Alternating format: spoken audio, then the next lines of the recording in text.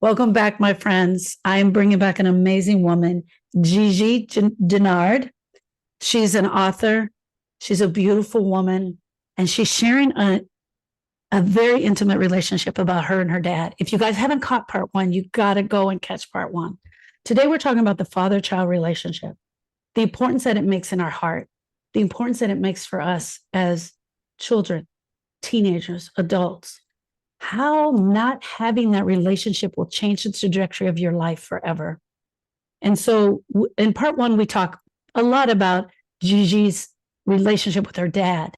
But now we want to talk about why it is so important for us as humans. Why was it God's idea that we have this relationship?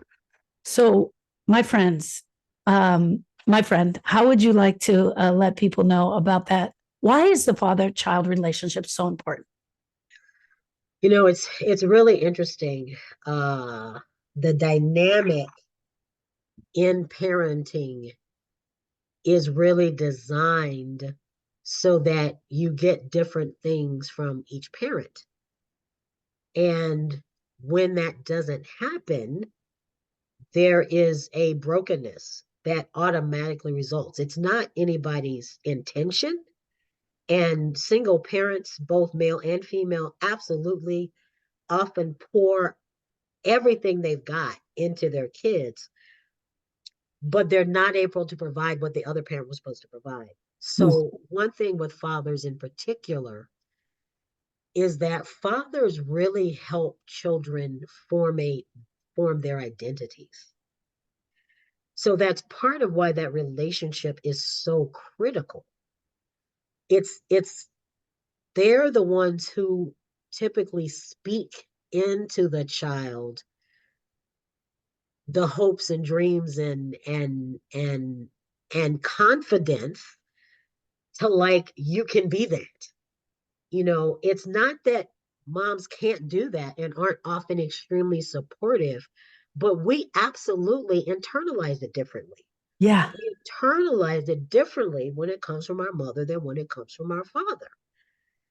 And again, it's not a slight. They're just different roles. And sometimes if the roles are missing, if the roles are reversed, there's a gap, there's something missing. And in my case, typically mothers are extremely nurturing.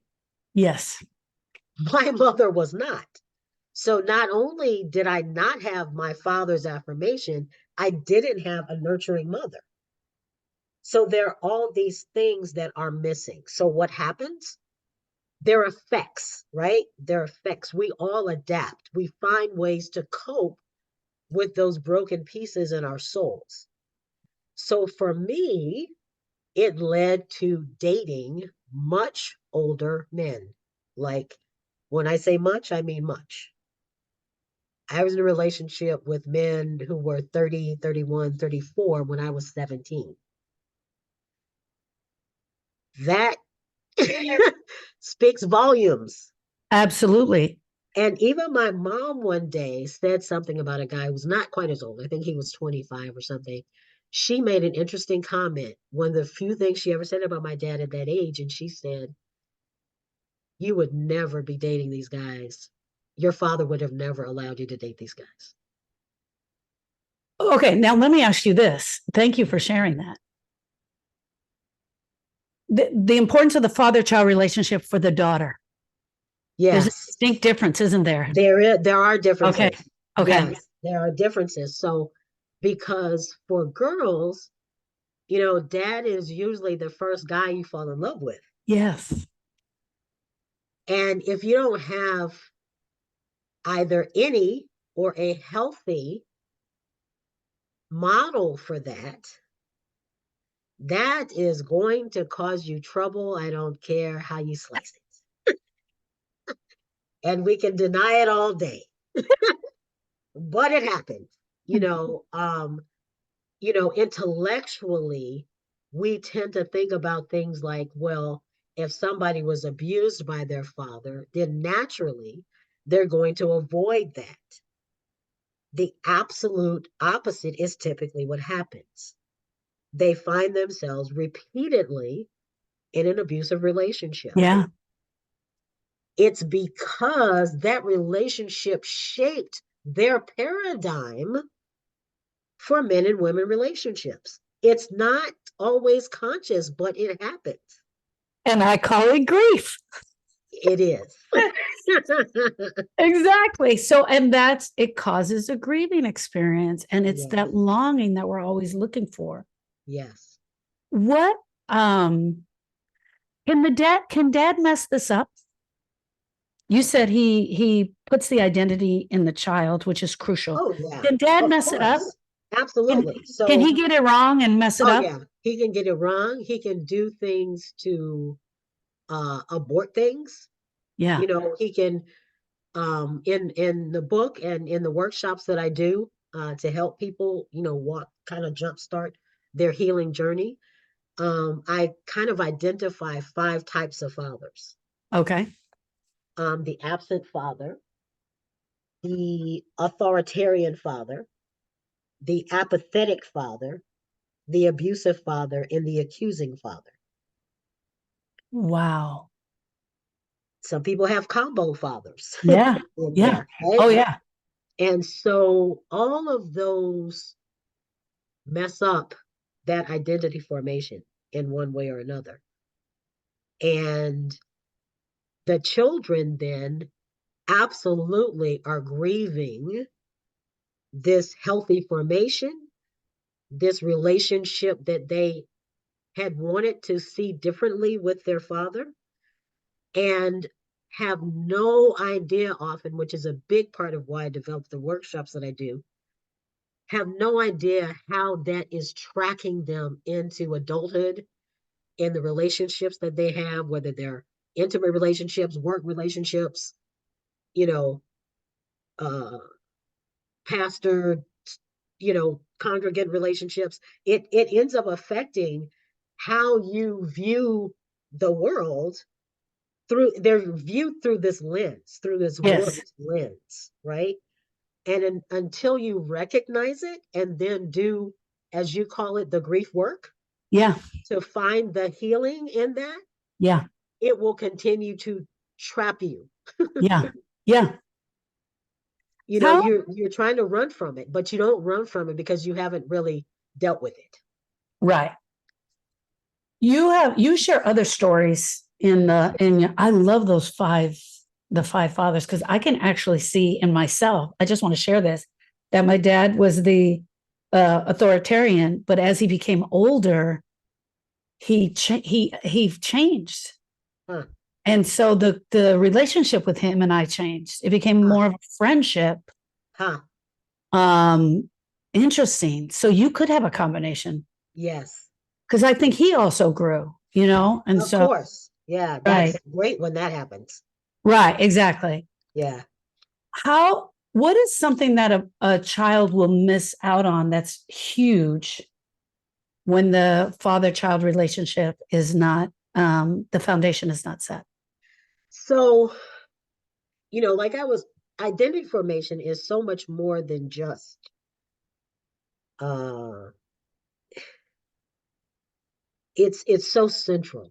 It's so central to any human being becoming all that they were meant to be, right? Yeah. And so you miss out on the how-tos of navigating through crisis, through, you know, there's a teaching component to fatherhood that kind of naturally comes there, and while it looks different for boys and girls, they each need that. They need this like how to manual sort of that Yes. comes in the relationship with the dad. For boys, it's how to treat women, how to engage. What does this whole manhood thing really entail? What does that mean? What does that look like? How does it sound?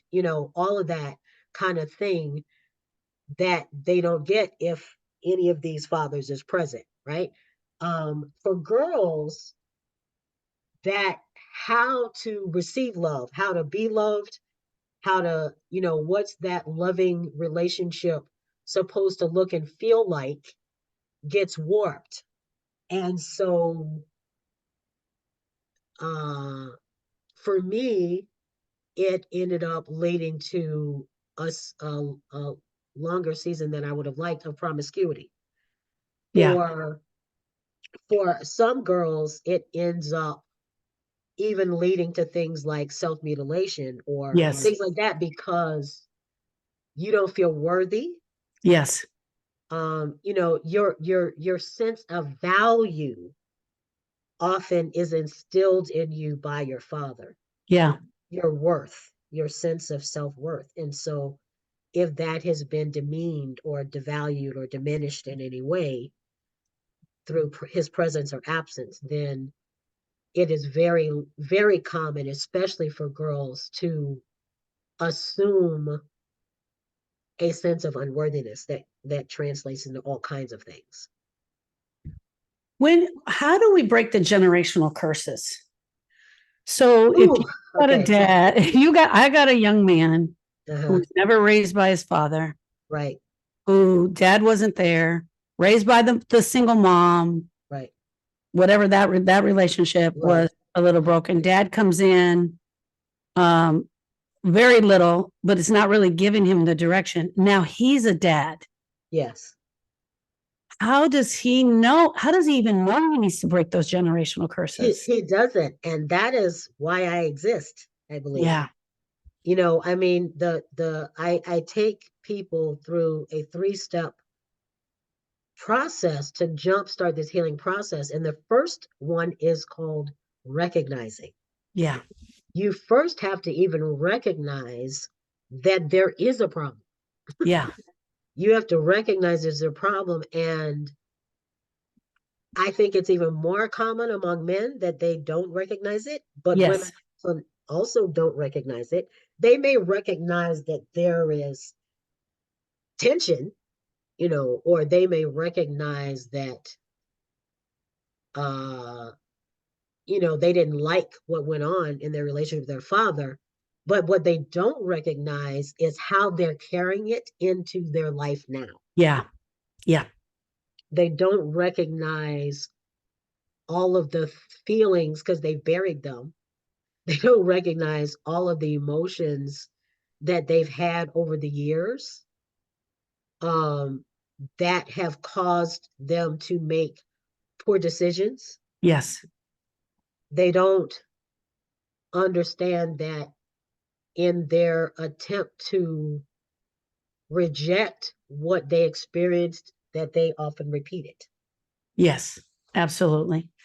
Now, I'm going to ask you a little bit of a tougher question. Do you see it different across different races, nationalities, ethnic backgrounds? Or is the father child relationship the same? It's the father child relationship, no matter what we bring into Okay, that's a yes and no question. it. Um, in general, it is absolutely the human experience, Yes. and I believe it is the God design. So, in terms of a humanity type thing, yes, it's the experiences are the same. What's different is the context. So contextually, for instance, uh, Polynesian men are raised to be father nurturers and caregivers. That's very much a part of their culture. One Wow. of the few cultures that's very dominant. You go. I've spent a lot of time uh, in around this population and in church services and stuff like that with Polynesians, and it is amazing. You look around the room, and virtually every man in that room has a child on his lap during service, which is very uncommon in most other Anywhere. anywhere. Exactly. Yeah. And that's a part of their paradigm for fathering. So in that context, it would look different outside of that culture. Right. Um, so there are cultural distinctions like that. Um, some of that, though, in some cases, some of those cultural things probably still need to be broken. So, for instance, in cultures where men are just almost forbidden to express emotion or communicate emotionally, I think that is unhealthy. Period. Yes. Like how many generations have done it, and that's very hard in those people who come from those kind of cultures have a different kind of hurdle because they're not just breaking out of, a family tradition. This is like all they have ever seen and known of all the men they have ever seen and known, and Yeah. nobody does this. Yeah. So it would seem very strange to them to do this. And that's a whole nother layer of healing. I do believe that men who come to see the generational impact of that, though, Yes. Yeah. are those who are most poised to break that cycle. I find that when men come to grief healing and they do the work with me, they come 100%. Yes. I specialize with women. I primarily work with women because that's who come to my program. But I do Mm-hmm. work with men, and I typically don't put them in a group. I work with them one on one. They will Mm-hmm. do everything I ask them. Once they realize that they've been stuck in emotional childhood and they're Yep. ready, Yeah. they will do everything I ask of them. They do the home and they lean into it. Yeah. Once they get there, right? Once they get there. Yeah. But when we have hurt men so much by asking them this question when they were little, are you a big boy or a baby? Yeah. You got to be a big boy. Yeah. Don't cry. Big boys don't Right. cry. I mean, Yeah. how many men have we hurt from that? From Yeah. just that. It's untold numbers So because they don't get a chance to uh it's almost like you put them in a grieving state like yeah. early, and they're just stuck in that grieving state. So I want to give you a case study. Young Okay. woman, not raised with father, raised with mom. Mom was remarried, so she's raised by the stepfather. Doesn't know that that's her stepfather. Um, at 14, starts getting into relationships. Mhm. Around 11, they tell her that's not really your dad, but don't Mhm. tell her where the dad is. She starts getting into inappropriate relationships with young men, ends up marrying at a young age, and always has this longing. Finally meets her dad, but they never really connect. A woman like this, a person like this, we can trace it all the way back to the simple fact that dad was never in. And so she struggles with so many different things along her way, is all because she Yeah. just never had a relationship with the dad. Yeah. And there are so many women trapped. Yeah. It's and it's so much deeper. Yeah. um I know someone now who I I know that how this thing represents itself for her is a fear of being alone. Okay. Yeah. At the end of the day, that's how it manifests. Yeah. Okay. So, but it's deep rooted, deep rooted. But this is a woman who is in her 40s who has never been acknowledged by her father, even though he knows who she is, that she exists, Mm, where she is, and all that kind of stuff. You cannot tell me that the depth of her fear is not connected to that. 100%. And as much as she's in a relationship she knows she shouldn't be in, and she says, and it's true that the fear of being alone is the giant that is before her, that she is fighting to get out of this relationship or whatever it's going to be. But I don't think she's been willing to embrace and believe that underneath all of that, though, is the healing that has not happened from this very real rejection of her father. I think she feels like I'm I'm over it. I've never even met the man. Like I'm not angry. It is what it is. Da da da. And at some levels, because of her walk with the Lord, that's probably true. Right. But it's the inner working. It's that Absolutely. it's that child that didn't get what she needed, and that child has coped, Yeah. you know, and so you've survived, you've coped, you're a professional, you know, it all All looks the things. good, Yeah. you know? And one the way I would describe it is that she needs to complete her relationship with dad to Yes, pain, the yes, loneliness, and the isolation yes, and the absenteeism. Like she needs to yes, complete that within her soul and in her within heart. her soul. That's right. Okay. So I think we really have got child this in. What I want to talk about now, and then the last few minutes we have left, is your workshop. Tell us Okay, about your workshop. What is the goal of the workshop and how it really works? And so people can really see if the workshop is for them. for them. Okay. So my workshop is what I call a jump start. Okay. It is a jump start to help people get on the path of healing. Healing is not an event, Yeah. it is a journey. Yes. And I don't see my goal as the one to necessarily take them through the whole journey, although I will walk with people through it. Mhm. But I really feel that my calling is to help bring awareness and get people on the path. Yes. Get on the path and let's talk about the components of the journey. But it's the components of the workshop, but it's the components of the journey. So the three steps are recognizing. So I help you recognize both how you've been impacted, the things that have shown up in you as a result of this father wound. And then let's talk about what kind of father you had.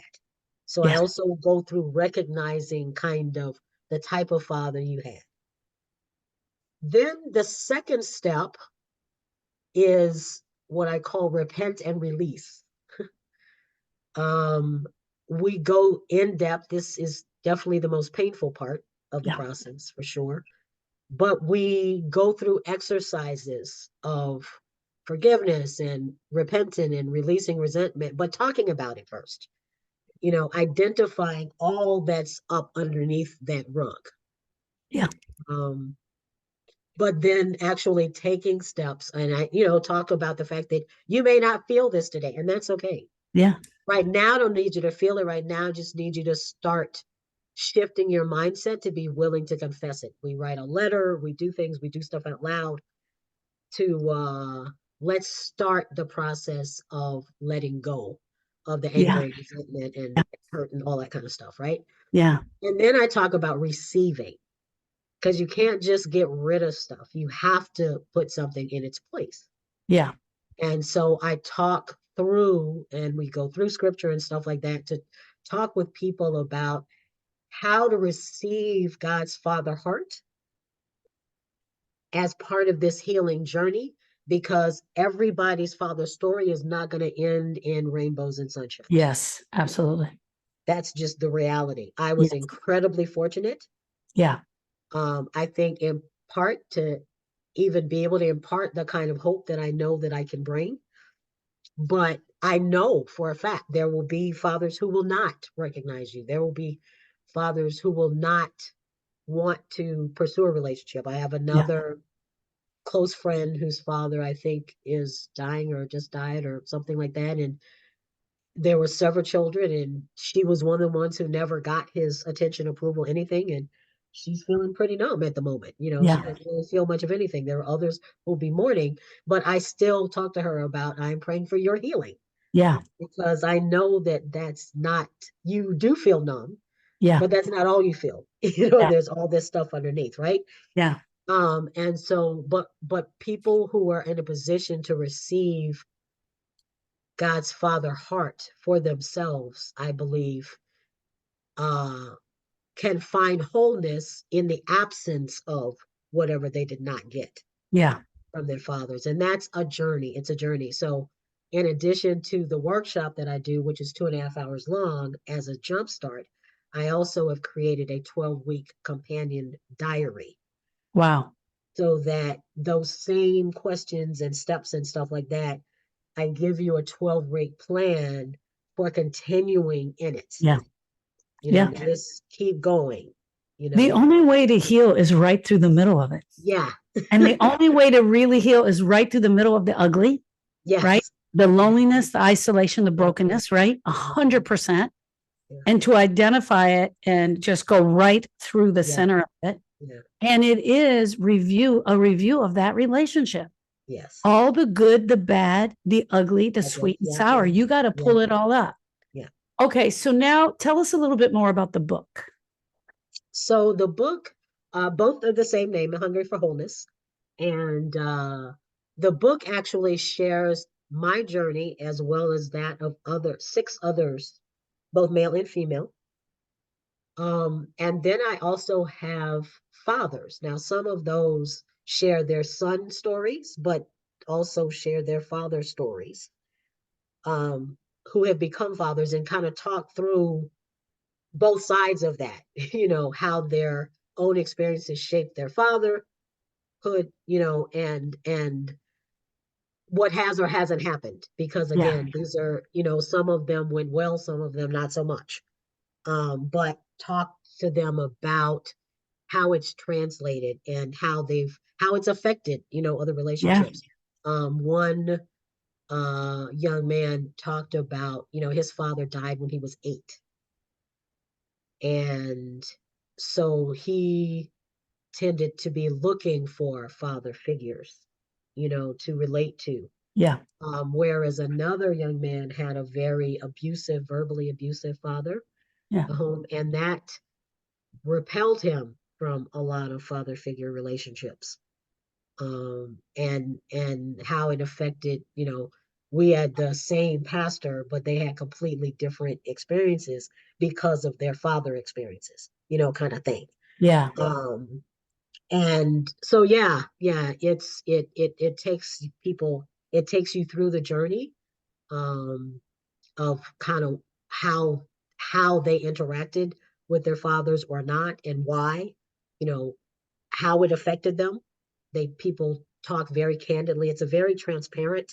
It's actually probably the only book that I would write like this, where I pretty much left their voices intact, Uh, exactly the way they said it, exactly the way they expressed it.